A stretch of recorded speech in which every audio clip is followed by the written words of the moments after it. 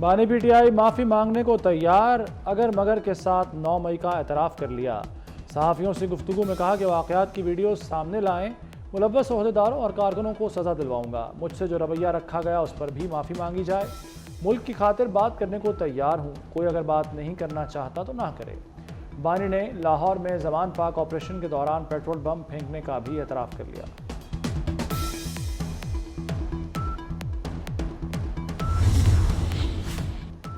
معافی غلطی کی ہوتی ہے، جرم کی سزا ہوتی ہے۔ وزیر اعلیٰ پنجاب مریم نواز کا بانی پی ٹی آئی کے بیان پر رد عمل، کہا اپنے ہی ملک پر حملہ کرنے کو دہشت گردی کہتے ہیں، غلطی نہیں۔ پی ٹی آئی قیادت خود کو بچانے کے لیے کارکنوں کی قربانی کے لیے تیار۔ بانی کے بعد علی محمد خان نے بھی 9 مئی کے ملزموں کو سزا دینے کا مطالبہ کر دیا، کہتے ہیں کسی نے قانون ہاتھ میں لیا تو اسے سخت سزا دی جائے۔ بانی پی ٹی آئی صاف کہہ چکے، ہم قانون ہاتھ میں لینے والوں کو نہیں بچائیں گے۔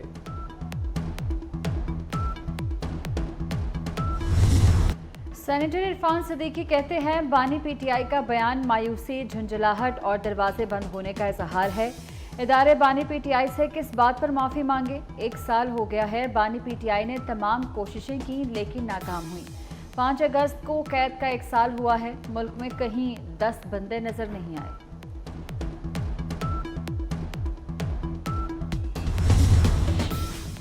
انصاف وہ جو فوری ہو، دکھائی بھی دے۔ برطانیہ میں عدالت نے ساؤتھ پورٹ فسادات میں ملوث 3 افراد کو سزا سنا دی۔ ڈیرک ڈیمنڈ کو 3 سال قید کی سزا سنائی گئی، ڈیکلن گران کو 2.5 سال، لیام ریلی کو 20 ماہ قید کی سزا۔ عدالت نے فیصلہ دیا کہ 3 بچیوں کی ہلاکت پر غم و غصے کو بلوائیوں نے ہائی جیک کیا۔ تینوں ملزمان کا فسادات میں حصہ لینے کا اعتراف۔ پی ٹی آئی نے الیکشن ایکٹ ترامیم سپریم کورٹ میں چیلنج کر دی، ترمیمی بل کو کالعدم قرار دینے کی استدعا۔ بیرسٹر گوہر نے سپریم کورٹ میں درخواست دائر کی، موقف اختیار کیا کہ 12 جولائی کے فیصلے کے بعد مخصوص نشستیں پی ٹی آئی کا حق ہے۔ پی ٹی آئی مخصوص نشستوں کی فہرست الیکشن کمیشن جمع کرا چکی، الیکشن ترمیمی ایکٹ کو غیر قانونی قرار دیا جائے۔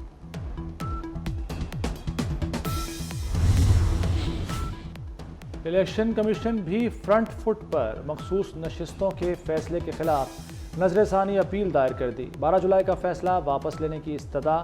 درخواست میں کہا گیا کہ فیصلے میں آئین کی شقوں کو نظر انداز کیا گیا، پی ٹی آئی کیس میں فریق نہیں تھی، 41 ارکان کو دوبارہ پارٹی وابستگی کا موقع دینے کا جواز نہیں۔ الیکشن کمیشن نے کسی فیصلے کی غلط تشریح نہیں کی۔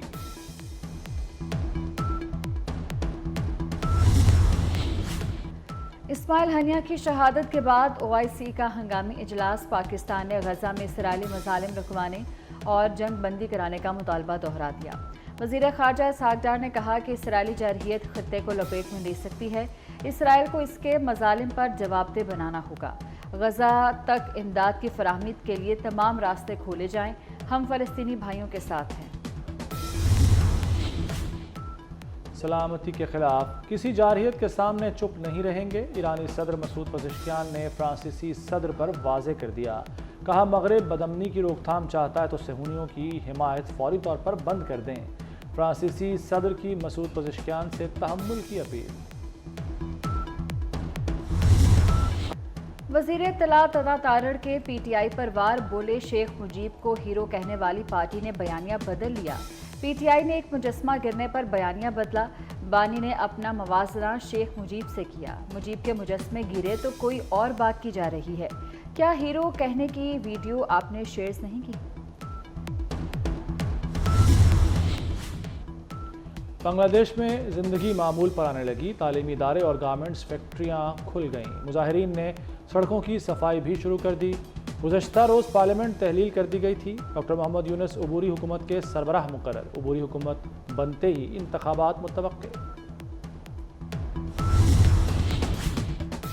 بھارت نے بنگلہ دیش کی سرحد کے ساتھ لگنے والی ریاستوں میں کرفیو نافذ کر دیا، ریاست میگھالیہ اور منی پور میں رات کے اوقات میں کرفیو نافذ۔ ڈاکٹر محمد یونس کا بھارتی میڈیا کو انٹرویو، کہا بھارت کے بنگلہ دیش کے غلط لوگوں سے اچھے تعلقات ہیں، بھارت اپنی خارجہ پالیسی پر نظر ثانی کرے۔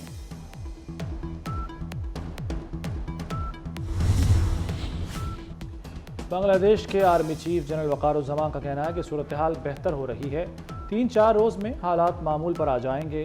فضائیہ بحریہ سربراہان کے ساتھ مل کر کام کر رہے ہیں۔ فوج فی الحال پورے ملک میں تعینات ہے۔ کوشش ہے آج عبوری حکومت کی تقریب حلف برداری ہو جائے۔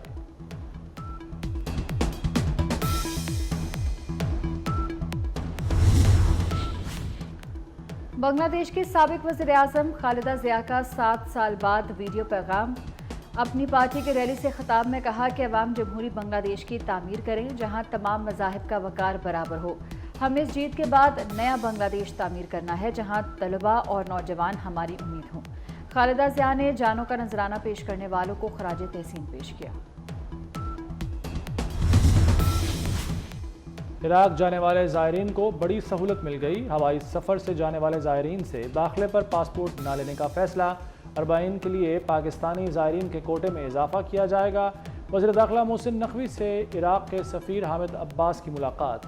محسن نقوی نے کہا کہ زائرین سے زائد فیس لینے والے ایجنٹوں کے خلاف ایکشن لیں گے۔ عراقی وزیر داخلہ کی محسن نقوی کو عراق دورے کی دعوت۔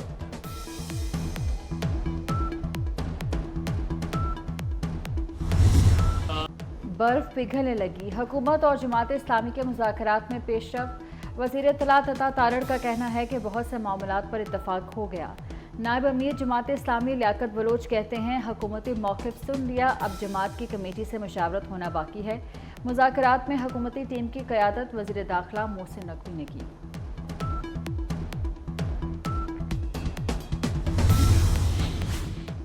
پی ٹی آئی کے دور میں آئی پی پیز کا معاملہ اٹھا تھا۔ محمد علی کی رپورٹ میں آڈٹ کا کہا گیا تھا۔ ثالثی شروع کر کے معاملہ التوا میں ڈالا گیا۔ وزیر توانائی اویس لغاری کا سینٹ قائمہ کمیٹی پاور کے اجلاس میں انکشاف۔ کہا آئی پی پیز کا معاملہ دیکھ رہے ہیں۔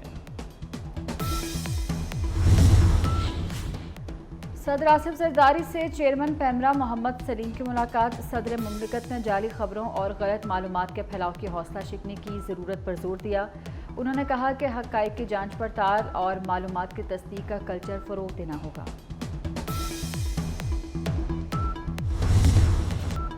وزیر اعظم شہباز شریف نے پودا لگا کر مانسون کی شجرکاری مہم کا آغاز کر دیا۔ کہتے ہیں شجرکاری مہم سے ملک خوبصورت ہوگا، ماحولیاتی تبدیلیوں سے نمٹنے میں مدد ملے گی، ملک کو آلودگی سے بچانے اور خوبصورت بنانے میں کردار ادا کریں۔ ملک بھر میں مانسون کا سپیل، لاہور، پنڈی اور اسلام آباد میں موسلا دھار بارش، نشیبی علاقے زیریاب آ گئے۔ سرائے عالمگیر اور کھاریا میں بھی بادل برسے۔ کراچی سمیت سندھ کے ساحلی علاقوں میں بارش کی پیش گوئی۔ پنجاب، خیبر پختونخوا، بلوچستان اور کشمیر میں بھی آج بادل برسیں گے۔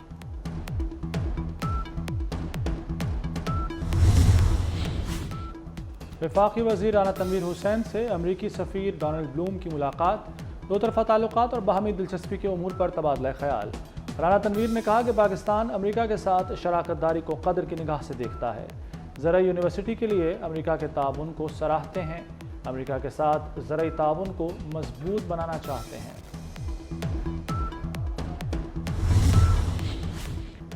Rashid Langrial F B R کے نئے چیئرمین تعینات۔ اسٹیبلشمنٹ ڈویژن نے چیئرمین ایف بی آر کی تعیناتی کا نوٹیفیکیشن جاری کر دیا۔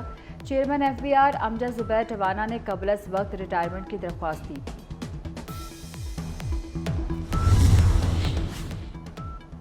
کیا اولمپکس میں پاکستان کا 32 سال کا انتظار ختم ہوگا؟ ارشد ندیم نے میڈل کی امیدیں روشن کر دیں۔ جیولن تھرو کے فائنل میں قومی ایتھلیٹ آج ان ایکشن ہوں گے۔ فائنل راؤنڈ رات 11:30 بجے شروع ہوگا۔ اہل خانہ کے ساتھ پوری قوم ارشد ندیم کے لیے دعا کو۔ بنگلہ دیش کے خلاف 17 رکنی ٹیسٹ ٹیم کا اعلان۔ قیادت شان مسعود کریں گے۔ شاہین آفریدی کی بجائے سعود شکیل نائب کپتان مقرر۔ بابر اعظم، محمد رضوان، عبداللہ شفیق، ابرار احمد، محمد حریرہ، کامران غلام، خرم شہزاد، میر حمزہ شامل۔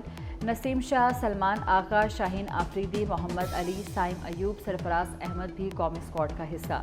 عامر جمال کی شمولیت فٹنس سے مشروط۔ پہلا ٹیسٹ 21 اگست سے راولپنڈی میں کھیلا جائے گا۔ ننکانہ میں بھی فری وائی فائی سروس شروع۔ لاہور اور قصور میں پہلے ہی سروس شروع ہو چکی۔ ننکانہ میں ابھی 5 مقامات پر سروس میسر ہے۔ لاہور میں 50 لاکھ افراد سروس استعمال کر چکے۔ اس سال 18 شہروں میں سیف سٹی اتھارٹی بنے گی۔ डॉक्टर शाहिद सदीक कत्ल के मुलजिम ट्रेस, उजरती कातिलों में बाप, बेटा और भतीजा शामिल। मुलजिमान के खिलाफ इस्लामाबाद और लाहौर में गाड़ी चोरी के मुतअद्दिद मुकदमात। डॉक्टर शाहिद सदीक पर पहला कातिलाना हमला भी उन्हें मुलजिमान ने किया था। पुलिस ने मुलजिम कयूम की दोस्त को भी शामिल तफ्तीश कर लिया। वारदात में इस्तेमाल होने वाली गाड़ी बिहाड़ी से रेंट पर ली गई। शूटर ने नंबर प्लेट तब्दील की। खलील रहमान कमर हनी ट्रैप केस, ATC ने 9 मुलजिमान के जिस्मानी रिमांड में 10 रोज़ की तौसीह दे दी। आमना अरूज के 9 शरीक मुलजिमान को अदालत पेश किया गया। जज ने कहा कि तफ्तीशी अफसर मुलजिमान के हवाले से तफ्तीशी रिपोर्ट पेश करें। पेरिस ओलंपिक्स में मेडल्स की जंग, अमेरिका ने चीन को पिछाड़ दिया। अमेरिकी खिलाड़ियों ने 25 गोल्ड, 32 सिल्वर और 32 ब्रॉन्ज मेडल अपने नाम किए। चीन का 23 गोल्ड, 22 सिल्वर और 16 ब्रॉन्ज मेडल के साथ दूसरा नंबर। कीनिया की जेबेट का 5000 मीटर रेस में गोल्ड मेडल। स्वीडन के आर्मेंड प्लांट्स का पोल वॉल्ट में तलाई तमगा।